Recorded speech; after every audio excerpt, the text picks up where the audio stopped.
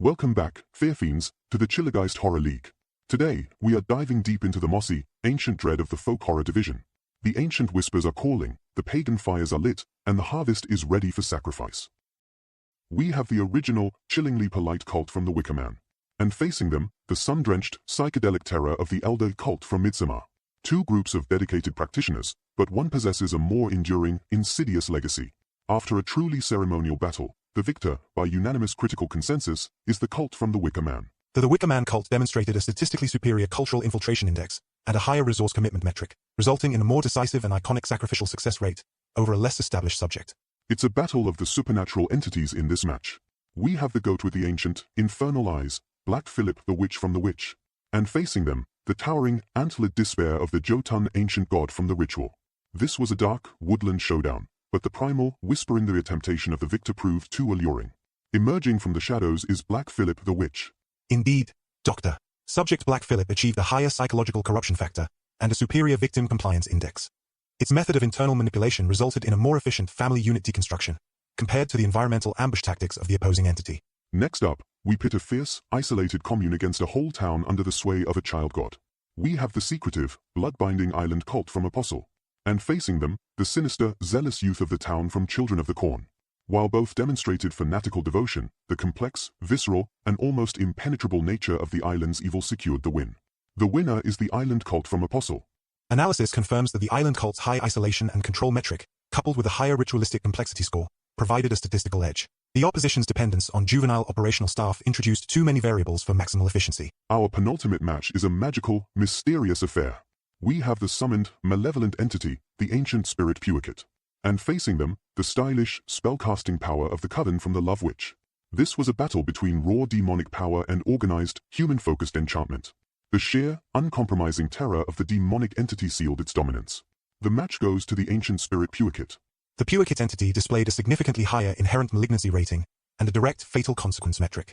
The opposing group's primary operational objective was relational manipulation, which, while effective, resulted in a lower overall fear induction index. For our final folk horror showdown, it's a dark dive into primal, rural dread. We have the isolated, tragic, and terrifying figure of the witch from Hagazassa.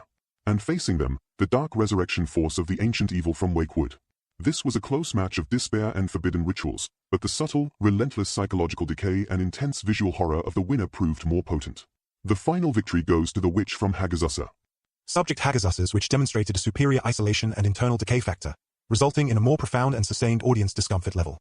The opposition's threat response was limited by a pre-established pact and consequence protocol, decreasing its unpredictable terror yield. After the break, we'll take a look at the top 10. Stay tuned.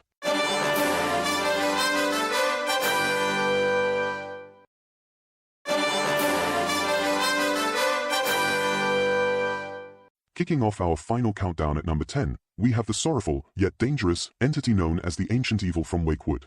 A truly heartbreaking arrangement that inevitably ends in delightful, agonizing disaster. Subject Ancient Evil secures the 10th position due to its highly conditional manifestation protocol.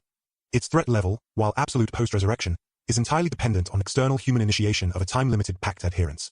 The duration of operational status is statistically too brief for a higher ranking, yet its violent retermination metric is notably high, reflecting a concentrated burst of fatal consequence. The entity serves as a powerful cautionary example of ritualistic risk assessment failure.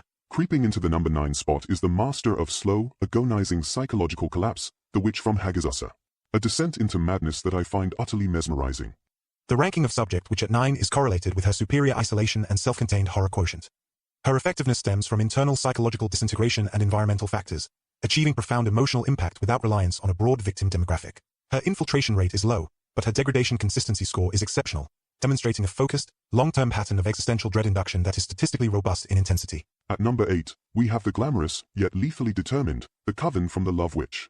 Because sometimes, the most beautiful things are the most deadly, Boris. The Coven exhibits a highly specialized operational mandate focused on romantic manipulation, resulting in a lower direct mortality count, but a high social and emotional disruption factor. Their 8th place position reflects a potent esoteric skill set utilizing advanced pheromonal and chemical augmentation rituals. However, their efficiency is slightly mitigated by the subjective nature of their goal, leading to inconsistent fatal consequence metrics compared to higher-ranked entities. Sliding into the number 7 position is the raw, summoned demonic terror, the ancient spirit Puakit. A creature of pure, unbound malevolence, delivered on demand. Puakit maintains a 7th place ranking due to its high inherent demonic malignancy rating and its capacity for sustained supernatural harassment. Its effectiveness is immediate upon summoning protocol completion, bypassing the need for physical proximity or environmental conditioning. The constraint that keeps it at this rank is its requirement for a human intermediary to activate the initial engagement sequence, limiting its autonomous threat range. Holding strong at number 6, we have the chilling collective of youthful fanaticism, the town from Children of the Corn. When innocence turns murderous, it's a terrifyingly efficient operation. The town collective ranks 6th due to its impressive long-term societal disruption score, and its use of a pervasive child zealotry factor for victim control. This collective achieves high isolation and termination rates through broad geographic domain control. The mitigating factor is the low individual combat proficiency of its primary agents, which results in occasional mission failure when facing subjects with superior survival and counter-aggression metrics. Breaking into our top 5, at number 5, is the intensely visceral and savagely protected island cult from Apostle. Their devotion is bloody, Boris, and I adore it. The 5th position for the island cult is validated by the maximized geographical isolation and control metric, coupled with a highly effective coercive social structure. Their threat profile includes both systematic ritualized violence and high physical confrontation success rates due to robust organization. The comprehensive nature of their lethal mandate, targeting both internal deviation and external ingress, secures a consistent high-level fear sustainment index. Stepping into the number 4 spot is the awe-inspiring, nightmarish celestial entity, the Jotun ancient god from the ritual. The horror of being utterly insignificant is a gorgeous thing, isn't it? The Jotun entity is positioned at 4 due to its high existential dread quotient, and its sheer physical magnitude, which renders conventional resistance obsolete. Its territorial dominance, over a vast wilderness area and its use of high-intensity, psychological illusion protocols ensures minimal survivability. While its direct kill count may be statistically lower than some, its absolute environmental control factor places it firmly among the elite threats. Climbing to the bronze medal position at number 3, we have the embodiment of temptation and doom, the magnificent Black Phillip, the witch from The Witch. Wouldst thou like to live deliciously? The 3rd rank is attributed to subject Black Phillip's unparalleled internal corruptive efficacy. The entity's method targets the ideological and familial integrity of the subject group, achieving a 100% unit disintegration rate without direct physical confrontation until the final recruitment phase. This superior use of psychological warfare and temptation protocol provides a statistically devastating and highly efficient path to termination. Our runner-up, at number 2, is the shockingly bright and brutally organized The Elder cult from Midsommar. They prove that true horror can thrive perfectly in the midday sun. The Midsommar cult achieves the 2nd rank due to its highly specialized, multi-generational victim acquisition and processing system. Their societal integration score is perfect within their defined domain. Their high-ranking position is solidified by the systematic use of sophisticated chemical and emotional manipulation techniques, ensuring willing or compliant submission before high-impact, high-yield, sacrificial events. A model of operational consistency. And taking the undisputed gold medal, at number 1 in the folk horror division, is the original, the definitive, the peerless The Cult from the Wicker Man. Long live the king. The Wicker Man cult stands as the statistically optimal folk horror threat. Its number 1 ranking is due to a perfect combination of geographic isolation, cultural infiltration, and target misdirection protocol. Their successful execution of a high-value, high-consequence ritual demonstrates maximum dedication and societal cohesion.